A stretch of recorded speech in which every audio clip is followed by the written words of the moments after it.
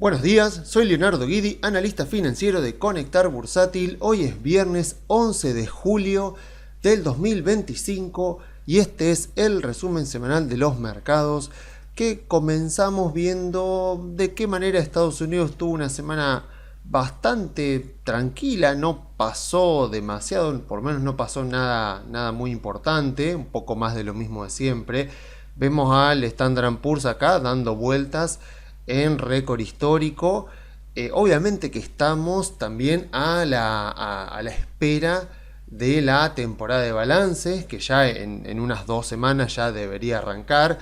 Ahí para mí va a ser un momento importante porque vamos a tener bien ya balances con ya más datos de si efectivamente tuvieron o no tuvieron efecto los aranceles de Trump, la guerra comercial. Claramente parecería que el mercado, al menos si cree que hubo efectos sobre los resultados de las compañías que han sido temporales y que no se van a repetir a futuro, porque si no, no estaríamos viendo exactamente a las acciones en récord histórico. Pero aún así me interesan casos bien particulares, como el de Microsoft, que va a cerrar su año fiscal, y ahí voy a poder hacerle la evaluación, porque vieron que Microsoft ha subido sin parar desde el 9 de abril. Así que, si bien es cierto que no creo que el mercado esté caro en su conjunto, bueno, cada vez voy viendo más señales de empresas que me parece que tienen valuaciones más exigentes. Así que bueno, ya me pasó con Apple, ya me pasó con Tesla. Con Amazon no me pasó, o sea, lo que me pasó con Amazon fue que el precio de mercado que tiene en este momento, digamos que refleja bastante bien una expectativa de continuidad, o sea que el mercado está priceando en este caso un sesgo de continuidad.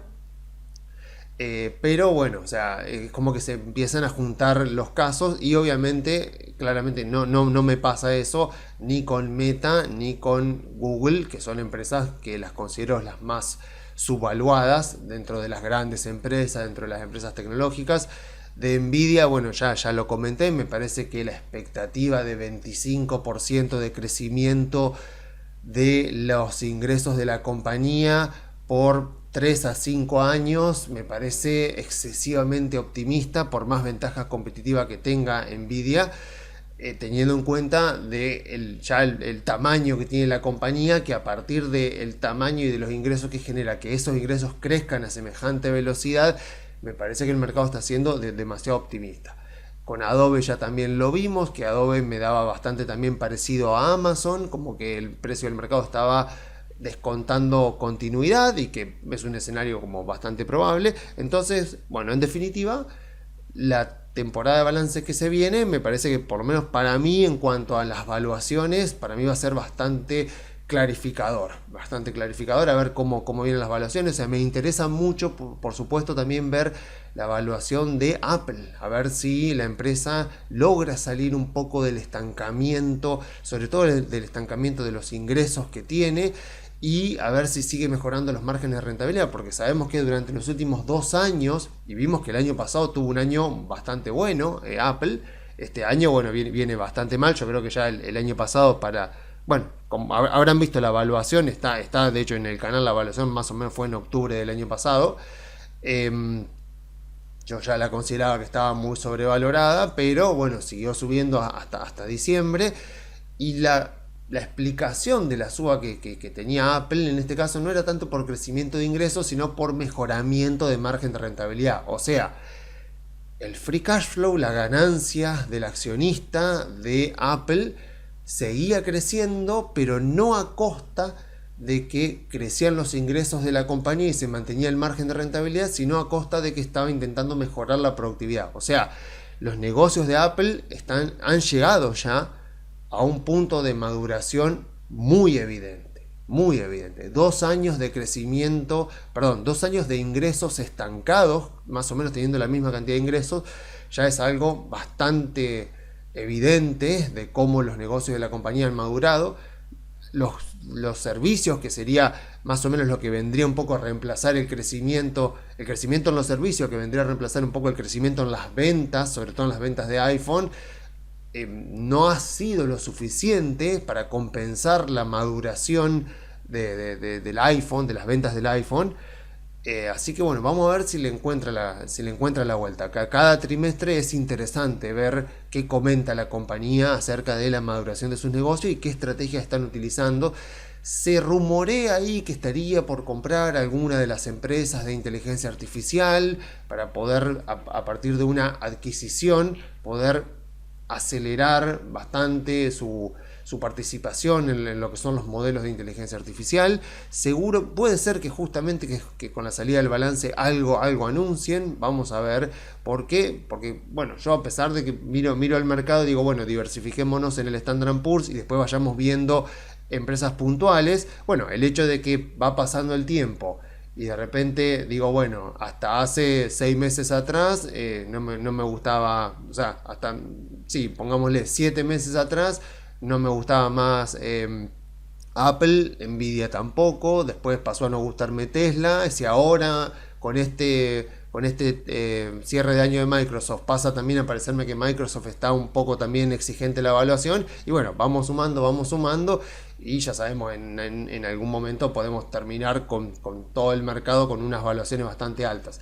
En el caso de Meta y en el caso de Google no parece ser así, parece que tenemos bastante margen, sobre todo con Google, pero bueno, veremos cómo efectivamente después se comporta el mercado, porque obviamente las empresas más grandes, como puede ser Nvidia, como puede ser Microsoft, por supuesto, como puede ser Apple, si estas empresas empiezan a caer porque tienen valuaciones muy exigentes, sería muy raro que en ese caso Google vaya a contramano. Pero bueno, hablando un poco de lo ocurrido esta semana, bueno, con la aprobación del presupuesto en el Congreso, en la Cámara de Senadores de Estados Unidos, Trump consiguió su Big Beautiful Bill, que era como su ley de presupuesto, que le permite ampliar el techo de endeudamiento, realiza algunos recortes, pero después básicamente lo que hace es aumentar el gasto público y nuevamente genera esa expectativa de que el déficit fiscal en Estados Unidos es estructural. O sea, a menos que se toquen partidas de Medicare, de Medicaid, de los programas de salud que ofrece el gobierno de Estados Unidos y también de lo que sería la seguridad social, que son las jubilaciones que paga el gobierno de Estados Unidos, el sector público de Estados Unidos. A menos que se toquen esas partidas, no hay forma de llevar a Estados Unidos a un equilibrio fiscal.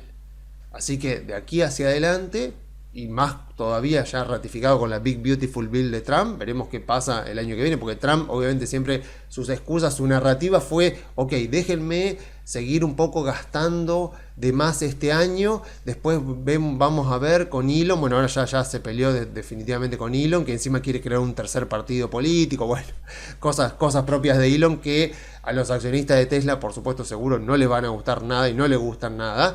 Pero bueno, cuestiones de la idiosincrasia y las excentricidades que tiene Elon.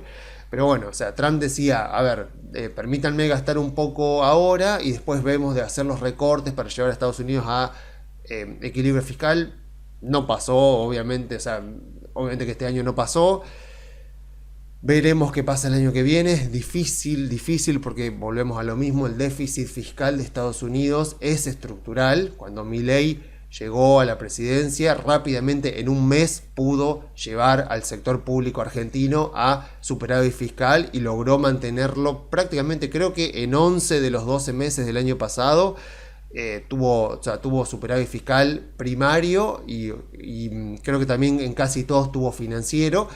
En Estados Unidos eso no se puede hacer porque el Congreso tiene mucha más participación sobre cómo se asigna el presupuesto, así que para poder mover ciertas partidas, o sea, sí o sí se necesita el Congreso, así que veremos qué ocurre el año que viene con la ley de presupuesto para el año que viene, pero ¿qué pasa? Eso hace que la expectativa de que Estados Unidos va a tener que seguir endeudándose por muchísimo tiempo y de manera indefinida cada vez queda más palpable, y lo vemos en el precio del Bitcoin. Lo vemos claramente en precio del Bitcoin, está ya en arriba de $115.000. Y difícilmente, o sea, obviamente que van a haber tomas de ganancia, pueden haber correcciones, por supuesto, pero difícilmente un activo como Bitcoin, mirado a largo plazo, va a valer menos de lo que vale ahora. Por una cuestión muy sencilla, por una cuestión de que Bitcoin es un activo de resguardo, es un activo finito, es un activo con muchas capas de seguridad, imposible de hackear, por lo menos lo que sabemos hasta ahora, y, y es una forma de almacenar valor, y es una forma de transferir valor. Y bueno, claramente lo vamos viendo, o sea, ya $115.000, valía $100.000 hace unos pocos meses, y bueno, ese es el comportamiento que tiene Bitcoin en respuesta a lo que pasa con las monedas fiduciarias. Por eso digo, a ver, sabemos que Bitcoin es extremadamente volátil, así que no es para cualquiera y no es para cualquier portafolio. Entonces, siempre, en mi caso, siempre que he hablado de Bitcoin, la recomendación es, mira, tenelo como un resguardo de valor, tener en cuenta que los fundamentos de Bitcoin van a tender siempre a mejorar mientras tengas una situación como la de Estados Unidos. O sea, vos tenés una situación como la de Estados Unidos, donde vos ya sabés que tiene un déficit fiscal más o menos de 6 puntos del PBI, y que si esto sigue así, lo más probable es que lo tenga de manera indefinida. En algún momento va a tener algún problema, en algún momento habrá que corregirlo, pero por lo menos mirando hacia adelante, la expectativa es que Estados Unidos no tiene forma de revertir ese déficit fiscal crónico. Y como bien sabemos en Argentina, tenemos 3 formas de financiarlo. Aumentando impuestos, con deuda o emitiendo moneda. Bueno, Estados Unidos sabemos que con la suba de impuestos, por lo menos Trump no va a ir por ese lado, así que va a ir por el lado de la deuda. O sea que el endeudamiento y la emisión monetaria, o sea, tengamos en cuenta que emitir deuda también es una forma de emisión, eso va a seguir. Entonces el dólar va a tender siempre a debilitarse. Pero claro, pero si tenés otros países haciendo más o menos lo mismo, en general todas las monedas van a tender a debilitarse. Por lo tanto, ahí tenés al Bitcoin como activo de resguardo que a largo plazo, y de hecho la historia de Bitcoin lo ha demostrado, a largo plazo siempre tiende a revalorizarse. Nunca Bitcoin tuvo 2 años negativos. Obviamente que tuvo bajas, o sea, tuvo mercados bajistas, tuvo caídas fuertísimas de 68.000 a 17.000, de 17.000 a 7.000, creo que fue la de más o menos el año 2017-2018, o sea, tuvo correcciones muy fuertes, pero a largo plazo vos ves que siempre, cuando vos mirás el gráfico, siempre la tendencia es a la suba, por esa sencilla razón, es un activo escaso, es una reserva de valor, es una forma de reservar, de preservar y de transferir valor de manera confiable y sin regulaciones, sin controles, por ejemplo, sin controles políticos, sin riesgo de confiscación y ese tipo de riesgo que uno tiene en el sistema financiero tradicional. Así que no es para cualquiera, por supuesto, y no es para andar especulando a corto plazo. Por eso yo cuando por ahí hablo con clientes que quieren tener, ahora que tenemos el ETF de IBIT, por ejemplo, podemos perfectamente tener una parte de nuestro portafolio invertida en Bitcoin, pero siempre es con esos requisitos. Número 1, muy largo plazo, y en este caso sí es mínimo 2 años, porque no han habido 2 años de Bitcoin manteniéndose muy a la baja, muy negativo. Entonces como mínimo 2 años y de ser posible mucho tiempo más. Y segundo requisito, mucha tolerancia a la volatilidad. Por eso yo siempre, cuando por ahí tengo que recomendar y me dice, bueno, pero ¿cuánto porcentaje podemos poner del portafolio? Bueno, eso por supuesto es subjetivo, es de cada persona, o sea, depende de la tolerancia emocional de cada persona, depende de la expectativa de horizonte temporal de cada persona.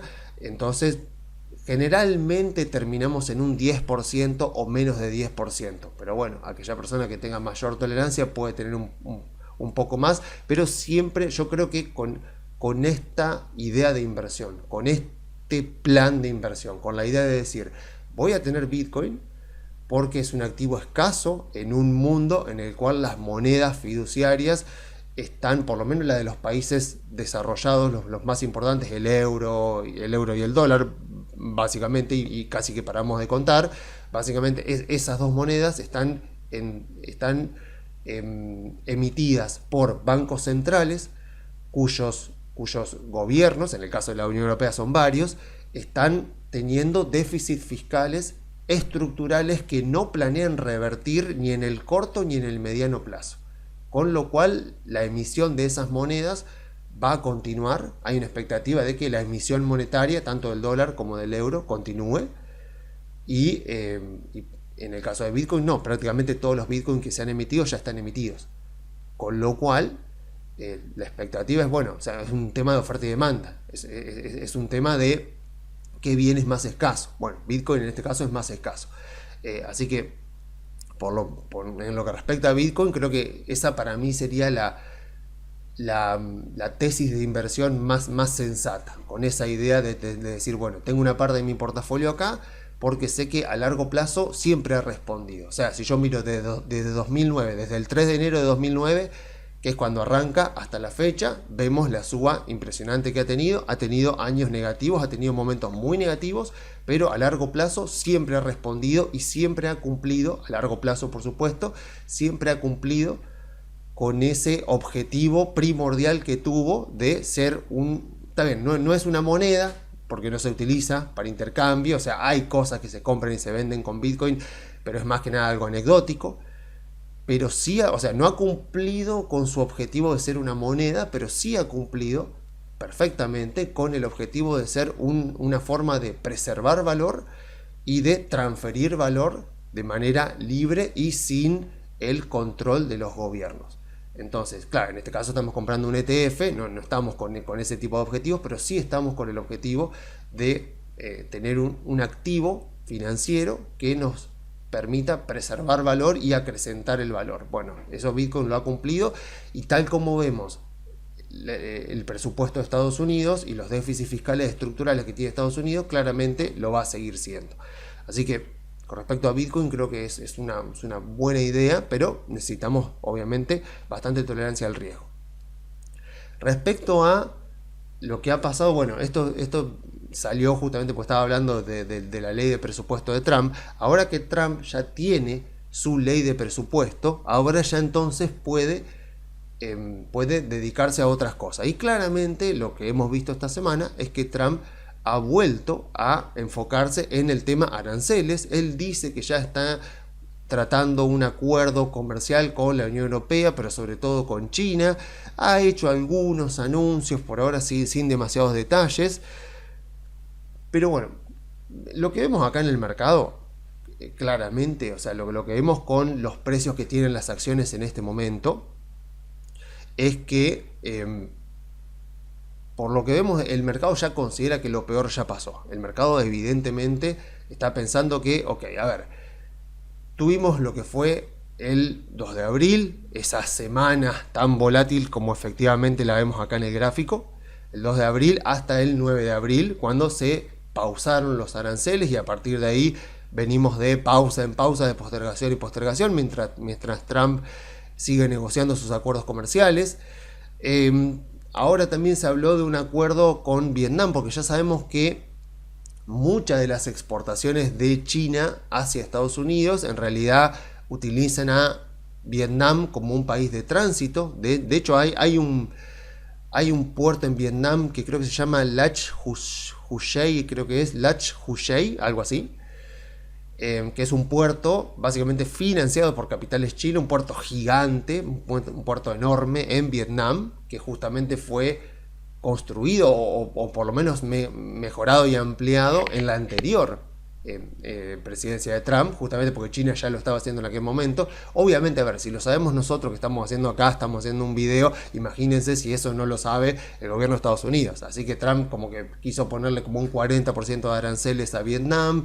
No sé, empezaban a hablar justamente de ponerle aranceles a los productos que utilizaban a Vietnam como país de tránsito. La gran pregunta es, bueno, pero ¿cómo vas a hacer para darte cuenta de que ese producto que viene de Vietnam en realidad es un producto de China, que está utilizando a China, que está utilizando a Vietnam como país de tránsito? Bueno, o sea, cosas que se dicen, pero que son muy difíciles realmente de implementar en la práctica. Pero bueno, la cuestión es que claramente el mercado dice, a ver, por lo menos en lo que respecta a los principales socios comerciales de Estados Unidos, o digamos los bloques comerciales más grandes del mundo, o sea, de Estados Unidos con China, de Estados Unidos con la Unión Europea, de Estados Unidos con Canadá y México, que serían como los 3 frentes principales que tiene abierto Trump, aunque esta semana también abrió el de los BRICS, pero ahora voy a hablar un poco de eso. A ver, respecto por lo menos a China y a la Unión Europea, el mercado está como ya descontando que, bueno, lo peor que se pudo ver fue lo que fue esa semana entre el 2 y el 9 de abril. O sea, nadie está esperando nuevamente una contraofensiva de Trump queriendo reimponer aranceles de la magnitud que eran los de el 2 de abril, lo de esa semana de abril. Entonces, todos están diciendo, bueno, en todo caso, si terminamos con aranceles van a ser mucho menores que antes, o sea, van a ser... vamos a tener algún tipo de acuerdo comercial, o sea, vamos a tener un marco regulatorio que va a estar más claro, mucho más claro. Entonces, como que las acciones van un poco descontando eso, van descontando de que la situación eventualmente va a ir aclarándose o que por lo menos no va a empeorar, que eso es muy importante. Ahora bien, esta semana nuevamente Trump ahora arremetió contra los BRICS, o sea, ya sabemos Brasil, Rusia, India, China, Sudáfrica, que serían los principales BRICS. Después tienen algunos socios también con Arabia Saudita, con Irán. Bueno, esta semana creo que fue que se juntaron en Brasil. No fue el presidente de China, por supuesto tampoco fue el presidente de Rusia. Entonces Trump empezó a ponerle aranceles a la India, que cayó en la volteada, a pesar de que India es un gran socio geopolítico de Estados Unidos, no importa, le puso aranceles igual. Y a Brasil amenazó con ponerle un arancel del 50%. Raro, porque en este caso el arancel no fue por un tema de desequilibrio comercial, porque de hecho Estados Unidos tiene superávit comercial con Brasil, o sea, Estados Unidos le exporta a Brasil más de lo que importa a Estados Unidos desde Brasil, entonces no tiene ningún sentido ponerle aranceles a un país con el cual tenés vos superávit comercial, pero bueno, fue por la caza de brujas que el gobierno de Lula está haciendo para Bolsonaro, contra Bolsonaro.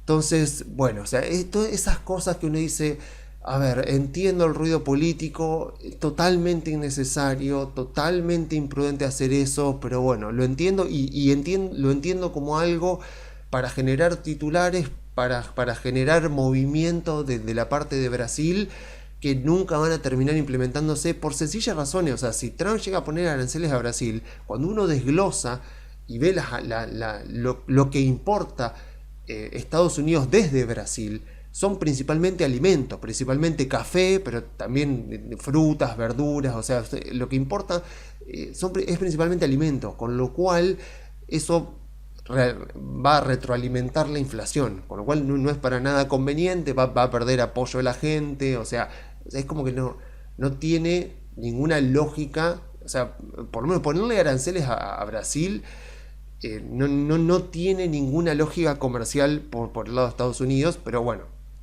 Trump como que dijo, bueno, le pongo aranceles por la caza de brujas que están haciendo con Bolsonaro, porque encima, si vamos al caso, los BRICS no son más que un foro, podríamos decir, o sea, los BRICS son básicamente una reunión al año de un conjunto de países que básicamente se juntan a hablar, porque otra cosa no es una unión aduanera, no es una unión política, no es una unión comercial, no es un bloque donde se intercambia información militar, o sea, no es nada de eso, no es absolutamente nada de eso, es simplemente hubo un economista, creo que era de Goldman Sachs, que más o menos por el año 2003 escribió un artículo, Brasil, Rusia, India y China, las nuevas economías, el nuevo mundo, algo así se llamaba. El artículo lo pueden buscar, es un artículo que está re viejo obviamente, pero bueno, este economista, creo que era de Goldman Sachs, saca ese artículo y se ve que lo vieron como, mira qué interesante, es cierto lo que dice,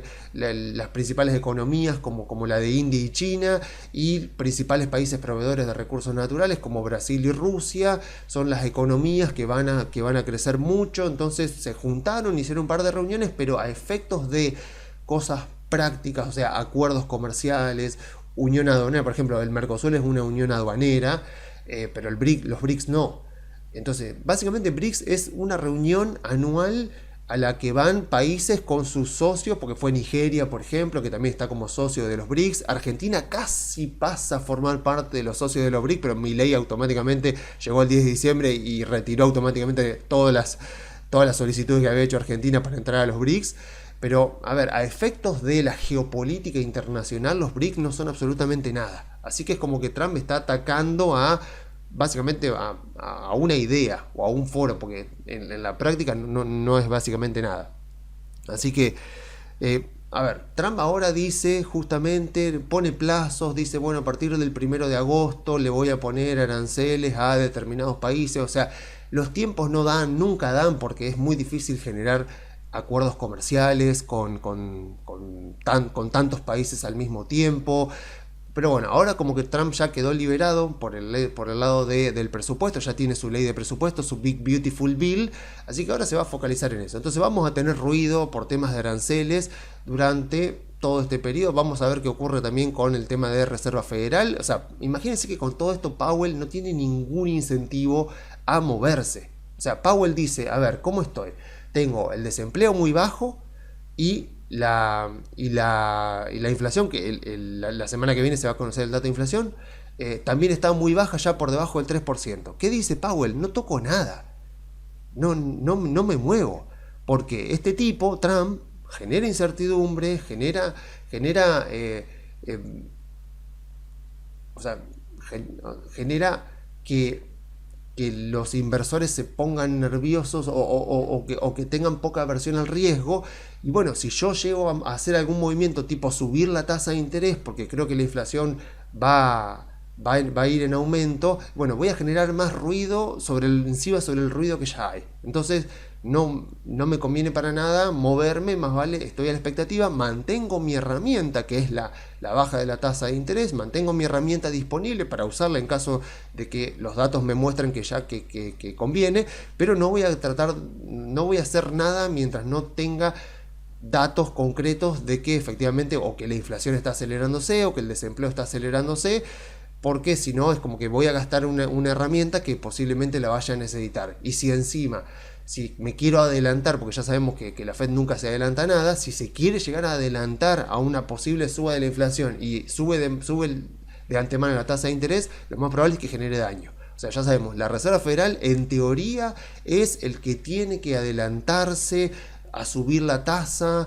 cuando vemos que puede estar por aumentar la inflación, a bajar la tasa cuando cree que puede venir una recesión. O sea, en los papeles, en los libros de texto, la Reserva Federal debería anticiparse a una recesión y bajar la tasa antes, o anticiparse a una a un aumento de la inflación y aumentar la tasa antes de que ocurra. Sabemos que en la práctica eso nunca pasa. Nunca pasa. La Fed nunca es proactiva. La Fed siempre es reactiva y siempre va tratando de reaccionar a lo que va ocurriendo. Entonces Powell se ve que sabe eso bastante bien. Dice, no me voy a anticipar a nada. Voy a esperar y mientras los datos me digan que el desempleo está bajo y la inflación está baja, yo me voy a quedar quieto. Aún así, lo más probable es que en septiembre haya alguna baja de tasa del 0,25 y en diciembre también. Por lo menos eso es lo que nos marcan los mercados de futuros. Mientras tanto, bueno, seguimos así, vamos a seguir teniendo seguramente ruido, pero seguro que ya notan que empezamos a escuchar, bueno, pero esta vez Trump le puso aranceles a este país, ahora se juntó con este otro país para hacer algún acuerdo comercial, que Argentina parece que no le iba a poner aranceles, que ya estaban avanzando con un acuerdo para que muchos productos de Argentina no tengan aranceles. O sea, vemos eso, vemos que ha aumentado el flujo de información referido a aranceles, pero vemos las acciones acá, en récord histórico.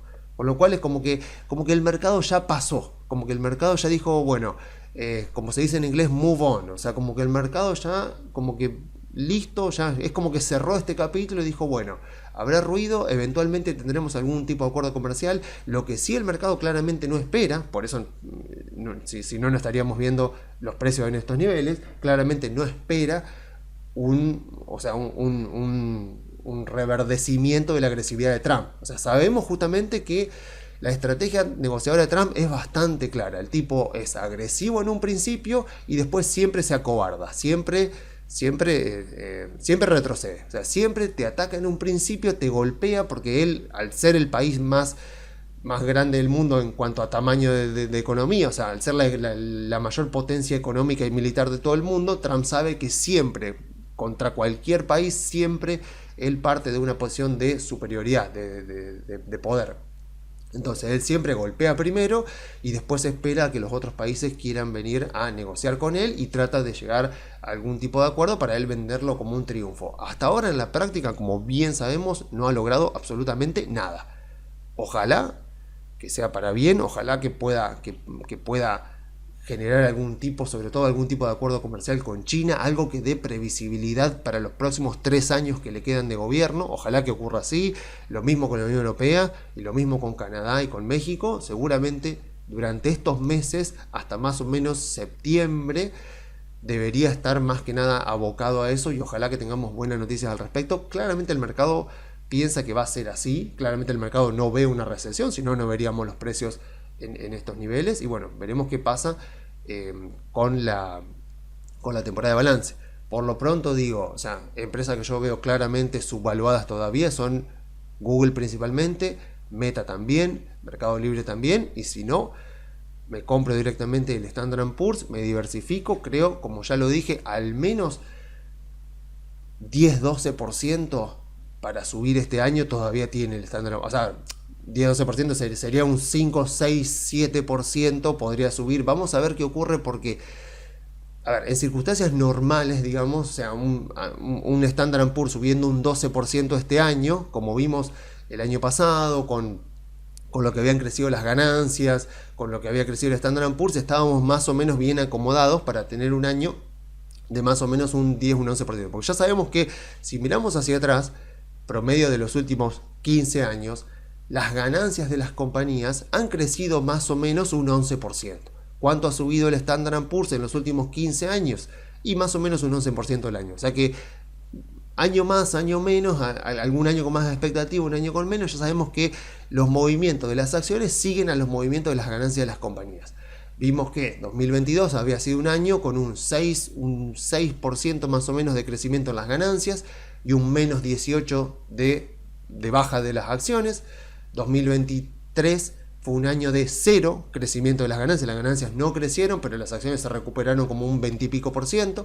Y 2024 vimos también las acciones creciendo más o menos como un 10 o incluso menos, y los precios de las acciones subiendo un 25%. O sea que con esos 3 años nos volvimos a acomodar y ahora estamos nuevamente como en la línea de tendencia, digamos la línea de tendencia histórica. Entonces uno dice, bueno, a ver, la línea de tendencia es eso, es exactamente una línea de tendencia. No estamos esperando que más o menos las acciones vayan siguiendo la línea, sino que tenemos años muy buenos, tenemos años muy malos y convergemos a un promedio más o menos de un 11% de crecimiento de las ganancias por año con un 11% de crecimiento de las acciones en el Standard & Poor's.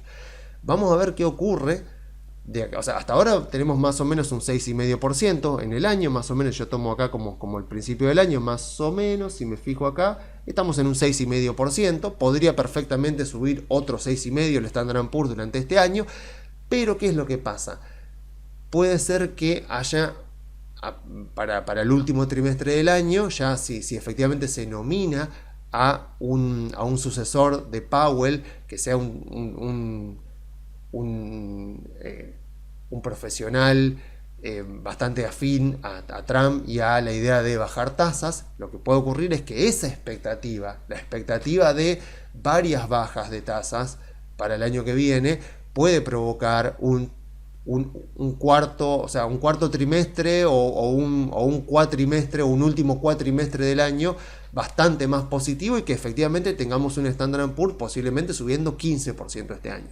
Creo que las posibilidades de que el Standard & Poor's siga a la alza y que tengamos un 2025 con un Standard & Poor's en 2 dígitos, creo que son bastante altas, siguen siendo bastante altas.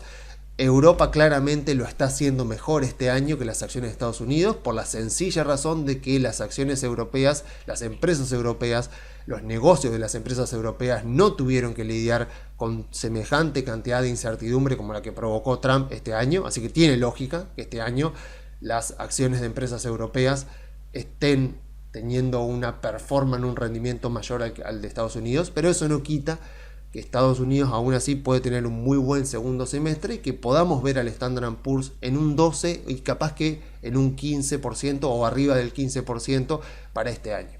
Así que, pero creo justamente de que para eso sí que necesitamos que Trump fije acuerdos comerciales, que baje mucho el ruido, que baje mucho la incertidumbre respecto a China, respecto a la Unión Europea y respecto a Canadá y a México. Necesitamos que sí o sí todo ese ruido de guerra comercial baje. El tema es que Trump tiene esta idea, obviamente, de que China subsidia sus exportaciones, entonces se aprovecha de Estados Unidos y bueno, anda a explicarle que no es así. O sea, es muy difícil explicarle que no es así, pero bueno, sea como sea, si el pragmatismo termina imperando y termina habiendo algún tipo de acuerdo comercial, pues podemos llegar a salir de esta situación no tan lastimados o incluso con algún tipo de acuerdo comercial que aclare bastante el panorama, sobre todo el panorama comercial de Estados Unidos para los 3 años que le quedan a Trump. Yo la veo difícil teniendo en cuenta a Trump, que es un tipo que constantemente necesita protagonismo, pero bueno, sea como sea, seguimos con, digamos, los fundamentos siguen siendo buenos. Las empresas claramente, por lo que nos muestra el precio de las acciones, parecería que van a venir con balances buenos. Ojalá que los balances sorprendan y después veremos entonces eventualmente qué puede llegar a pasar durante esta segunda parte del año. Con esto terminamos entonces la parte de Estados Unidos, así que bueno, vamos ahora a Argentina, donde bueno, estamos ahí contra las cuerdas. Hemos tenido una semana muy dura, incluso bueno, los que hacen análisis técnico, vamos a ver qué pasa, porque está justo, si miramos el Merval en dólares, está justo ahí acercándose a la línea de tendencia, así que posiblemente esta semana vamos a ver qué ocurre con la gente que hace análisis técnico. Ya sabemos que el análisis técnico se nutre mucho de la profecía autocumplida, así que si todos están mirando el mismo soporte, en este caso sería así, la misma resistencia, bueno, vamos a ver si eso provoca algún tipo de acción de gente que aprovecha para comprar, pero bueno, yo no me dedico a estas cosas, así que vamos a hablar un poco de lo que ha ocurrido esta semana. Bueno, que esta semana fue, por lo menos el día de ayer fue por demás de esclarecedor, porque la verdad es que, a ver, si alguien se preguntaba hasta ayer, tenemos acá el 2025, ¿por qué el 2025 para la Argentina ha sido esto? Vemos Estados Unidos, recién veíamos, en récord histórico, con idas y vueltas, con mucha volatilidad, pero en récord histórico, y vemos que hasta ahora el Merval en dólares en Argentina, 33% en dólares a la baja en lo que va del año, el Merval en dólares, o sea que hay acciones que han caído incluso más que 33% a lo largo de este año. Entonces, si uno se pregunta, pero ¿por qué tanto? ¿Por qué este desangrado crónico persistente de Argentina a lo largo de este año? La respuesta la tenés en lo que ocurrió esta semana en la Cámara de Senadores. Es exactamente eso, esa es exactamente la razón, y es justamente lo que comentaba yo en informes anteriores, donde digo, viendo lo que ocurrió esta semana, entendemos por qué ningún inversor institucional de Estados Unidos, ningún portfolio manager de Estados Unidos tiene realmente incentivos en este momento para comprar una acción argentina, para poner $1 en acciones argentinas. Y obviamente lo que va a hacer es esperar hasta ver qué pasa en las elecciones y poder así confirmar si efectivamente el plan de Milei, cuya ancla es el superávit fiscal, es una excepción en la historia argentina o es realmente el inicio de una nueva etapa que puede llegar a durar muchos años. En la conferencia que yo les recomendaba la semana pasada del Toto Caputo en el IAE, el Toto decía que justamente nunca hasta ahora en la historia había habido un gobierno argentino para el cual el superávit fiscal era un objetivo, era algo deseado y era algo que el presidente iba a intentar mantener. Siempre que hasta este gobierno había habido superávit fiscal, había sido fortuito O sea, fortuito como en el caso de Néstor, o en el caso de Menem, porque se privatizaban empresas y entraba flujo, claro, entraba flujo de una vez. Es como cuando yo analizo un balance de una compañía y de repente esa compañía durante este año fiscal vendió un activo muy grande y tuvo un ingreso extraordinario. Yo no puedo tomar ese ingreso extraordinario de este año porque se vendió un activo y entró mucho dinero por la venta de ese activo. No puedo tomar eso como algo propio de las operaciones de la compañía, como algo propio del negocio que se va a ir repitiendo todos los años. No, lo tomo como una excepción, de hecho lo saco de la evaluación para que no me ensucie los balances y pueda yo hacer una evaluación correcta de la compañía. Bueno, en el caso de la presidencia de Menem era un poco así, más o menos se lograban equilibrios fiscales o se lograba que un déficit sea chiquito porque claro, se vendían empresas, se cobraba y eso ayudaba a cubrir en su mayoría el déficit fiscal. En este caso, el superávit fiscal es un objetivo del gobierno. Entonces se entiende por qué justamente quieren ir contra eso, porque esa es el ancla que sostiene todo el plan económico de Milei. O sea, pensemos que el superávit fiscal de Milei más o menos en este momento está en más o menos en 1.4% del PBI. Milei dijo que quiere llevarlo a 1.6%. Y entre la ley de aumento de las jubilaciones, lo de la emergencia en discapacidad, lo de los adelantos transitorios, o sea, en todo el paquete de leyes que se votó ayer en la Cámara de Diputados, implica un aumento del gasto público de 2,5 puntos del PBI. O sea, Milei tiene un superávit de 1.4, pongámosle 1.6 en el mejor de los casos. Todas las leyes que se votaron ayer implican un aumento del gasto público de 2.5% del PBI. O sea, clarísimo que va a eliminar el superávit fiscal de Milei y va a llevarlo a un déficit crónico que va a tener que financiar de alguna manera. Lo más probable, o sea, obviamente, o sea, a ver, el endeudamiento está bastante restringido, tendría que ser con emisión monetaria. Entonces, tiene lógica, tiene lógica lo que plantea la oposición. Una lógica perversa, por supuesto, pero tiene lógica, porque sea como sea, con Macri le funcionó. O sea, ¿qué piensan? O sea, ¿qué piensan en este caso los legisladores de la oposición? Dicen, bueno, le eliminamos el superávit fiscal. De alguna manera Milei va a tener que financiar ese déficit, no tiene mucho acceso a financiamiento, con lo cual no le va a quedar mucho, va a intentar recortar, pero calculémosle que eso, 2,5 puntos de PBI es un montón, estaría como un punto abajo, o sea, con un déficit de 1 punto del PBI, o sea, que tendría que corregir, posiblemente no logre corregirlo y empiece a tener déficit todos los meses. Entonces, ¿qué llevaría eso? Y si Milei tiene que recurrir a la emisión monetaria, se puede llegar a picar el dólar, y si aumenta el dólar, la gente se empieza a asustar y pongámosle que la inflación todavía no empieza a aumentar, pero con que ya aumente el dólar, y sabemos que el dólar pica primero, como bien lo dice Milei, el dólar pica primero, la gente se asusta, porque ya hay una expectativa de que el gobierno, no sé, empezó a emitir de vuelta, la gente se asusta y posiblemente en las elecciones legislativas tengan un resultado que no sea tan bueno para la Libertad Avanza como el que marcan las encuestas, porque las encuestas en este momento, está bien que son todavía muy preliminares, estamos todavía muy pronto, pero las encuestas que están saliendo dan bastante favorable a la Libertad Avanza en las elecciones legislativas, incluso en provincia de Buenos Aires, que bueno, las elecciones provinciales del 7 de septiembre me parece que son, esas van a ser muy ilustrativas, digamos, de cómo está la situación en provincia de Buenos Aires, sobre todo ahora que van aliados la Libertad Avanza y el PRO. Pero claro, ¿qué piensa la oposición? Si logramos eso, o sea, si logramos eliminarle el superávit fiscal y lo logramos hacer ir a déficit fiscal, y de alguna manera va a tener que financiarlo, si no le queda otra que financiarlo con emisión monetaria, eso puede provocar que empiece a subir el dólar, que la gente se asuste y eventualmente que haya más gente que nos vote en las elecciones legislativas, y le vamos a perjudicar bastante los 2 años, lo vamos a tener muy limitado en los próximos 2 años, y volvemos nosotros, o sea, la oposición, en 2027. O sea, será una lógica perversa, pero con Macri funcionó. O sea, nos guste o no nos guste, vemos que la oposición, fue Massa puntualmente el que convenció a Macri de poner el impuesto a la renta financiera. En abril del 2018 es que empieza a entrar en vigencia una parte del impuesto a la renta financiera. Fíjense qué pasó con el dólar a partir de abril del 2018 y van a ver que eso empieza a provocar que el dólar empieza a subir, los capitales, los fondos de inversión se empiezan a ir.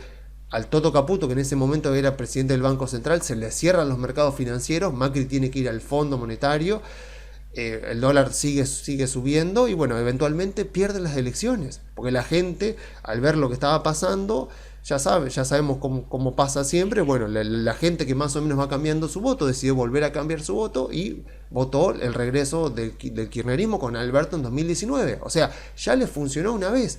Y convengamos eso, que fue la oposición la que le llevó a Macri el proyecto de la renta financiera. Macri lo compró y bueno, se implementó. Entonces fue como un gran episodio de cómo la oposición logró imponer su agenda ante lo que estaba queriendo hacer Macri.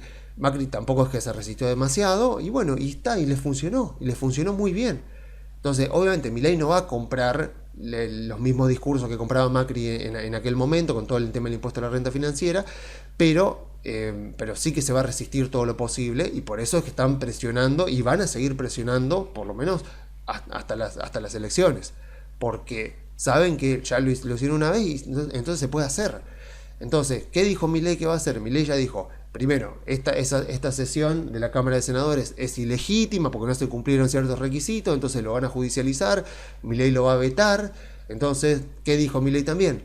Que si le llegan a insistir con los 2/3, o sea, por ahora parecería que no tienen los 2/3, así que no debería ocurrir que la Cámara de Diputados se insista con los 2/3 para poder promulgar todas estas leyes y que lo consigan.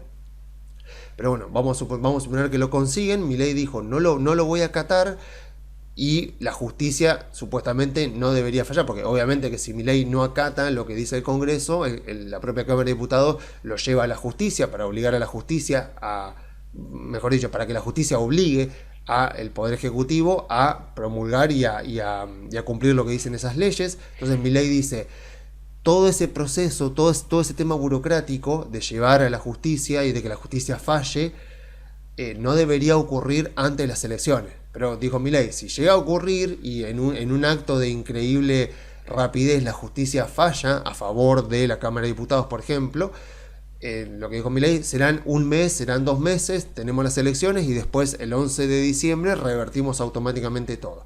El tema es que anda a explicarle eso a un inversor extranjero. O sea, anda a explicarle eso a alguien que está mirando Argentina y ve lo que pasó esta semana, ve cómo la Cámara de Senadores sigue teniendo mucho poder para obstaculizar el plan económico de Milei y sigue teniendo mucho poder de daño. Si bien es cierto, Milei dice, yo lo voy a vetar, bueno, nunca estás 100% seguro de que la Cámara de Diputados no va a poder conseguir los 2/3 para poder insistir y poder anular el veto de Milei y poder insistir con los proyectos de ley originales. Entonces siempre esa incertidumbre está, siempre esa duda está. Entonces, mientras eso esté, obviamente cualquier inversor extranjero va a tener incentivos de decir, mira, ¿sabes qué? Más vale espero que Milei consiga ese 35% de la Cámara de Diputados, suficiente para poder asegurarse que nos quedemos tranquilos de que los vetos que él haga a cualquier ley que quiera salir del Congreso y que elimine superávit fiscal no van a ser anulados por la propia Cámara de Diputados con 2/3 de los votos. Cuando yo me asegure eso, entonces ya voy a tener más seguridad, más tranquilidad de que el plan económico que está llevando Milei, que está anclado en el superávit fiscal, va a seguir por lo menos por 2 años más, y que ya los resultados para dentro de 2 años van a ser lo suficientemente contundentes como para creer que efectivamente va a ser reelegido y que después de él incluso va a venir algún otro presidente que va a ser de su misma línea ideológica. Entonces tiene sentido que pase así.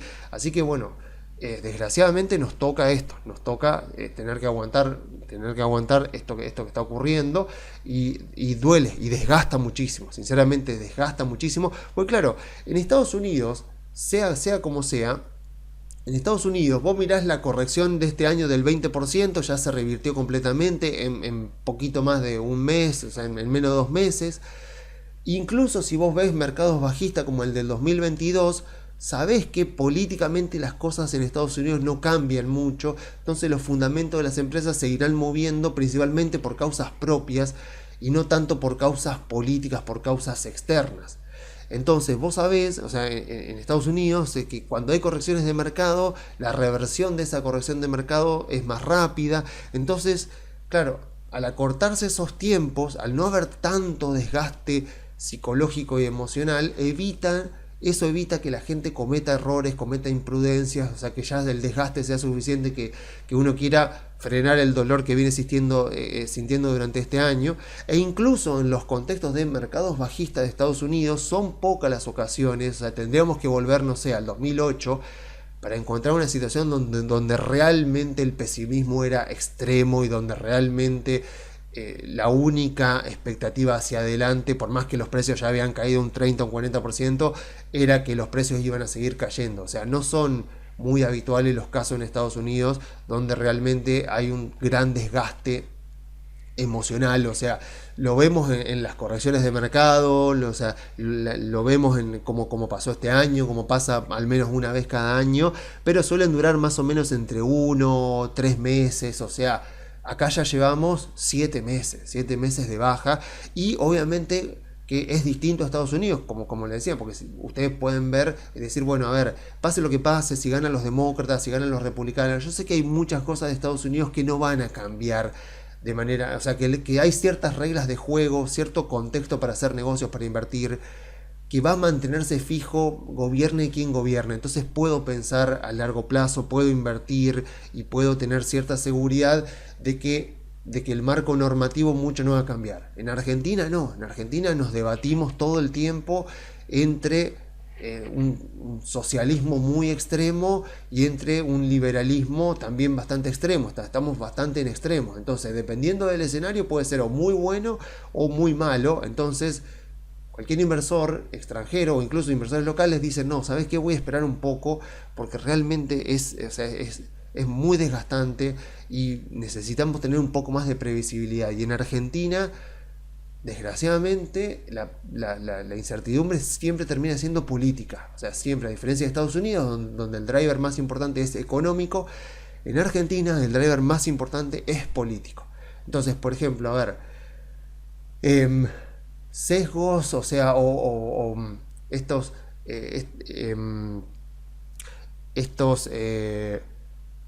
sesgos cognitivos, o sea, estos restricciones emocionales que nos aparecen, que nos pueden haber aparecido. O sea, yo estuve haciendo un recuento, digo, bueno, vamos a analizar, a ver, todo lo que nos hace padecer el mercado argentino, todo este desgaste de tanto tiempo, y uno dice, bueno, terminará ahora, y vos ves que se recupera y que cae, que nuevamente estamos a la expectativa y decimos, bueno, pero se me hace tan largo el camino hasta el 26 de octubre, que son las elecciones. Y sí, es totalmente entendible. Y la principal razón por la que se nos hace tan largo y es tan desgastante es por la teoría de Daniel Kahneman, que ganó de hecho el premio Nobel de Economía en el 2002 por lo que era la psicología y las emociones a la hora de invertir.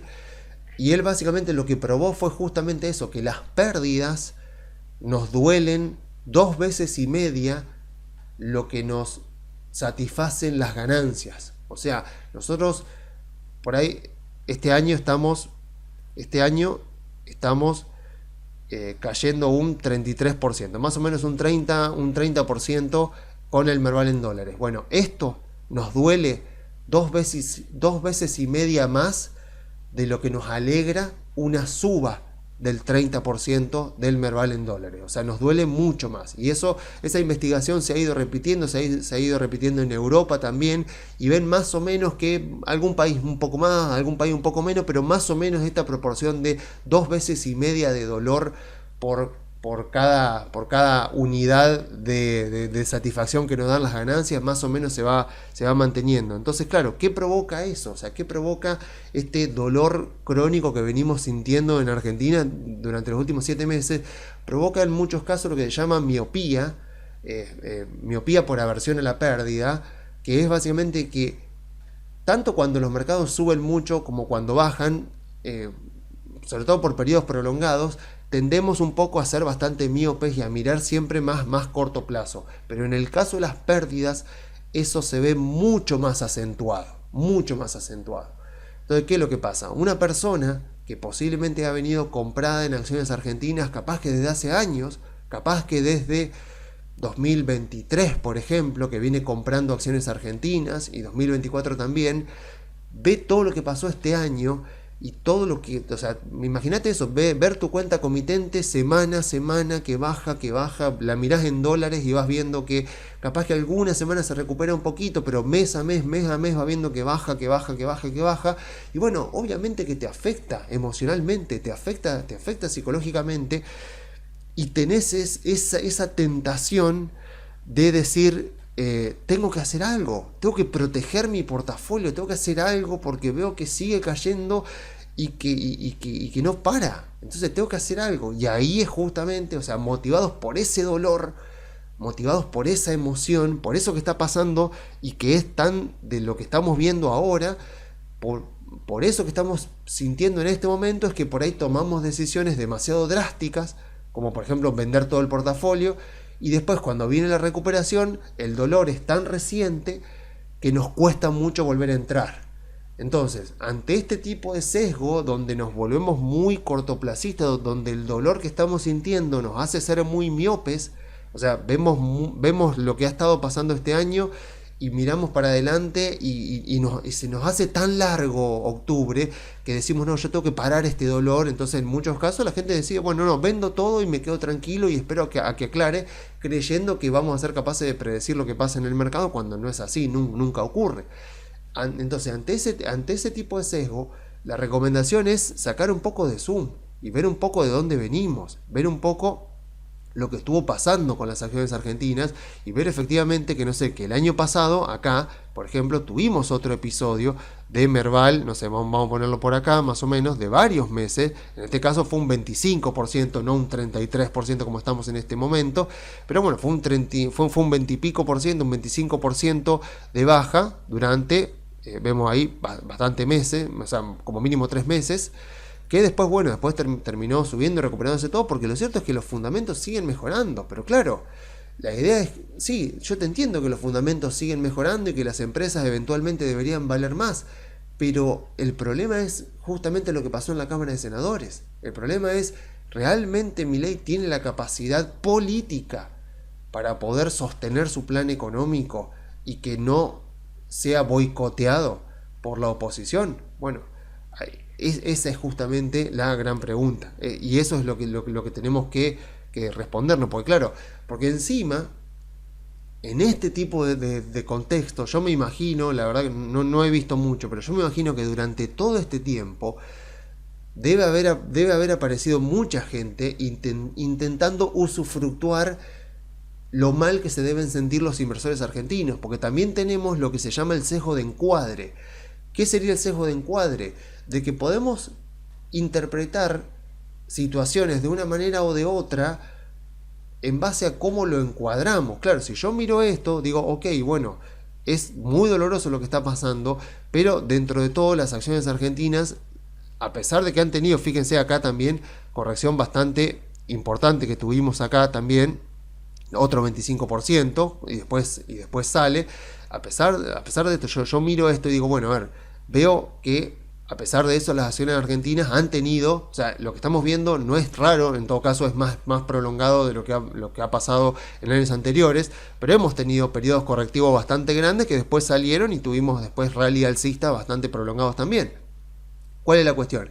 De que el sesgo de encuadre nos hace interpretarlo de una manera o de otra. En mi caso, o sea, yo cuando yo lo encuadro, yo digo, bueno, a ver, miremos cómo están los fundamentos, vemos que efectivamente la inflación sigue bajando, posiblemente la inflación de junio, que se conoce la semana que viene, me parece, va a venir entre un 1,5% y un 2%, se salió del cepo, el EMA, el estimador de actividad económica, la última medición dio arriba del 7% de crecimiento interanual de la economía, o sea, claramente los fundamentos están mejorando.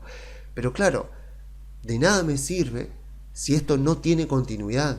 Entonces, cuando yo miro esto, digo, bueno, tiene su lógica. Para mí está totalmente exagerado y no es raro que pase, porque siempre, sobre todo en contextos bajistas, el mercado tiende a exagerar por el bendito sesgo de continuidad. Recordemos que si hay un sesgo que es primordial dentro de todo el mercado financiero, uno es lo de la teoría prospectiva de Kahneman, que las pérdidas nos duelen 2 veces y media lo que nos alegran las ganancias. Ese es uno. Y el segundo es el sesgo de continuidad. El mercado sufre constantemente de sesgo de continuidad. Cuando las acciones están bajando, y sobre todo cuando bajan ya por varios meses seguidos, el mercado solo ve continuidad de la baja. Y cuando las acciones están subiendo y suben varios meses seguidos, ve continuidad de la suba. Eso pasa todo el tiempo. Entonces, acá la cuestión es esta, bueno, vamos a ver qué pasa en septiembre.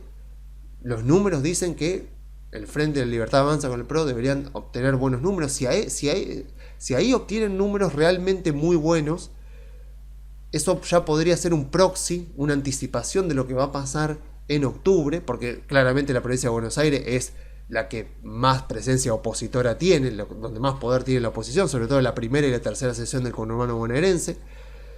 Entonces, en base a lo que pasa ahí, podría ser que si el resultado es sorprendentemente bueno para la Libertad Avanza en provincia de Buenos Aires, en las elecciones del 7 de enero, posiblemente ahí ya veamos definitivamente un piso definitivo y una reversión definitiva, y ahí sí las acciones volviendo a subir, porque ya la expectativa va a ser muy clara de que el resultado en las elecciones de octubre ya va a ser muy positivo. Pero obviamente que lo que vimos esta semana en el Senado se va a seguir repitiendo. La oposición sabe que lo logró con Macri y va a seguir intentando eliminar el superávit fiscal de Milei para obligarlo a que genere dudas sobre la sostenibilidad del plan económico de Milei y que eso haga subir el dólar y que la gente se asuste. Eso va a seguir. Vamos a ver qué ocurre, a ver si las elecciones de septiembre logran revertir esto. En el mientras tanto, y lo único que podemos hacer es seguir teniendo paciencia y seguir teniendo la expectativa. Y acá está la cuestión. O sea, si vos tenés expectativa de que realmente el resultado de las elecciones legislativas va a ser muy bueno para la Libertad Avanza, bueno, tiene todo el sentido de seguir comprando acciones argentinas. En YPF, en Vista Oil, en Pampa, en algún banco, en Autopista del Sol, en Ecogas. Tiene todo el sentido. Si vos crees que el resultado de las elecciones legislativas le va a permitir a Milei conseguir ese 35% de la Cámara de Diputados, que va a eliminar la posibilidad de que le bajen algún veto a Milei cuando él intente justamente vetar cualquier ley que obstaculice o impida o elimine el superávit fiscal. Si vos crees que hay muchas chances de que efectivamente logre ese 35%, bueno, tiene todo el sentido del mundo seguir teniendo acciones argentinas. Si tenés tus dudas, y bueno, capaz que puedas asumir la pérdida y salir a vender acciones argentinas. No sé, para mí el escenario más probable, pero muy, muy probable, mucho más arriba del 50%, es un muy buen resultado para la Libertad Avanza. Pero no hay seguridad con esto.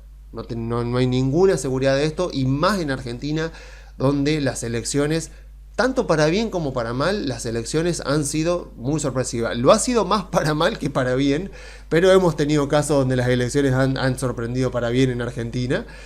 Así que es cierto eso, hasta que no llegue el día de las elecciones no lo vamos a ver. Así que en el mientras tanto, desgraciadamente, digo, por lo menos hasta las elecciones de provincia de Buenos Aires, y desgraciadamente no veo un cambio de esta dinámica de movimiento. Puede ser que sí, que se recuperen y que estemos dando vuelta en los 1800, 1900 puntos de Merval, pero no me imagino una vuelta a récord histórico para nada antes de las elecciones de septiembre, y posiblemente tampoco, casi con seguridad tampoco, antes de las elecciones de octubre, a menos que el resultado en provincia de Buenos Aires sea muy contundente para la Libertad Avanza. Así que en el mientras tanto habrá que aguantar. O sea, si tu expectativa es esa, porque claramente los fundamentos, o sea, como dijo Caputo, ¿no? en su propia charla y en la entrevista que dio esta semana también, este gobierno, a diferencia del gobierno de Macri, que fue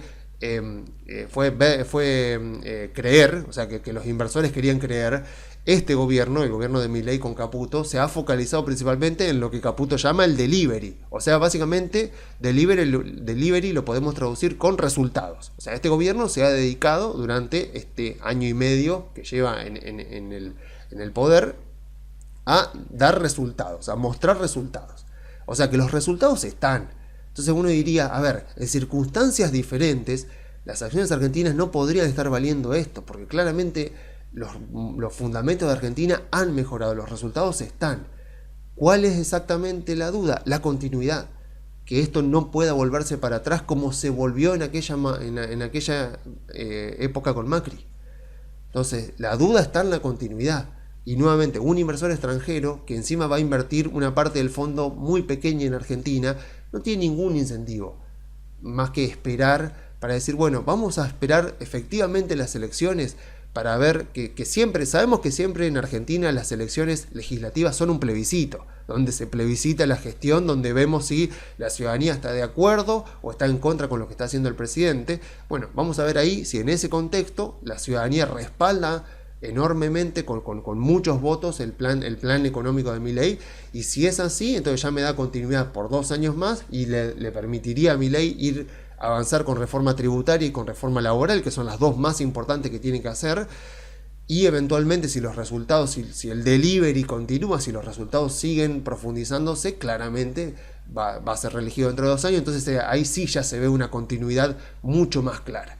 Así que bueno, en el mientras tanto habrá que aguantar, y como dije, si tu expectativa es que el resultado en las elecciones legislativas de La Libertad Avanza va a ser muy bueno, muy contundente y va a lograr ese 35%, tiene todo el sentido estar en acciones argentinas, lo cual no quiere decir que va a ser un camino de rosas, porque no lo ha sido durante este año, va a ser volátil, como ya lo vimos, va a ser frustrante, pero aún así, como dice Howard Marks también, los mejores momentos para comprar son los momentos en donde a tu alrededor todo te indica que no tenés que hacerlo. Eso es lo que decía, porque Howard Marks tiene un paper que no sé si es tan conocido o no, pero se llama Los límites del negativismo. Es un paper escrito en plena crisis financiera del 2008, donde él dijo que había estado tomando un café con un amigo, una persona también que era gestor de portafolios, y que le había sorprendido, estamos hablando ya pleno 2008, creo que todavía no había ocurrido lo de Lehman Brothers,